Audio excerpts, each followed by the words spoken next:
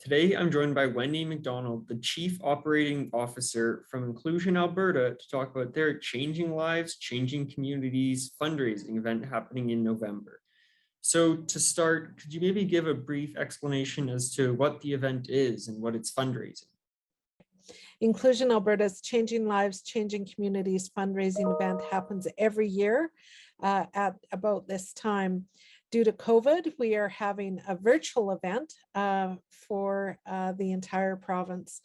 The event is 1 hour in length from 7:30 a.m. to 8:30, and we promise it will leave you motivated and inspired about the possibilities for individuals with developmental disabilities and their families. So you had mentioned that this is an annual event that you host. Was last year's event virtual as well? Last year was virtual. It was our first attempt at doing a virtual event, and we were hopeful it was only going to have to be a one-time thing. But we are excited to host our second annual virtual event this year. So then what was some of the feedback that you received from last year's event? Last year, we received overwhelmingly positive feedback about our event. It was actually really staggering. We were concerned about doing an event like ours virtually and people's reception, but honestly, we were absolutely blown away by the support and the positive feedback we had. And so what type of events will be going on throughout the fundraiser? Sure. The virtual event is an opportunity to hear from individuals and families who have been impacted by the work of Inclusion Alberta. You'll hear stories from families. You'll see a video that highlights 3 different stories related to inclusive education, inclusive employment, and our work in advocacy. And so what are some of the services that Inclusion Alberta provides? So Inclusion Alberta's goal is to help individuals with developmental disabilities and their families live a life that is comparable to yours and mine who don't have a disability. So the opportunity to go to school in a regular education classroom, pursue their education in university or college if that's what they would like, be part of regular generic community clubs and programs, have a job with the goal of maybe moving out, perhaps a home of your own. So our work is really to ensure that individuals with developmental disabilities have the same access to the same possibilities in life that those of us who don't have disabilities have.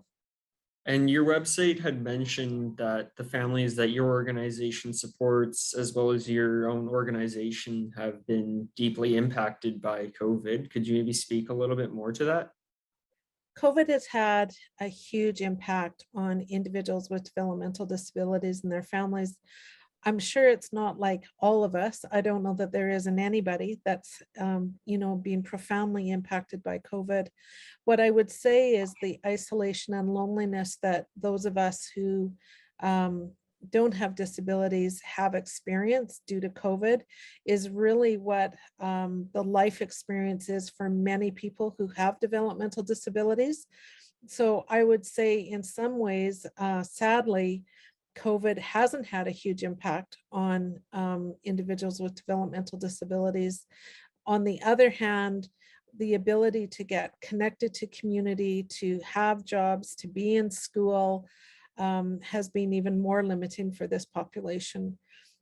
And is this event open to anyone who wants to join, and where would people be able to donate? Yeah, we would love anybody that would like to join us that morning to please do so. You simply need to send us an email at rsvp@inclusionalberta.org, and we will send you a Zoom link for the event. For those interested in donating, whether it be that morning or anytime, on our website, there's a donate button, and we would, of course, encourage anybody who's interested in supporting us to do so. And do you have any potential, maybe a fundraising goal on how much you'd like to raise for this year? Well, our goal is a couple of things for the fundraising event. One is, of course, to raise money. Our hope is to also increase the number of multi-year donors we have. That's a great way for us to sustain the work of the association. But ultimately, it's to raise awareness for those of us in our community to understand the realities for individuals with developmental disabilities, but even more so their hopes and dreams for a life of possibility and a future.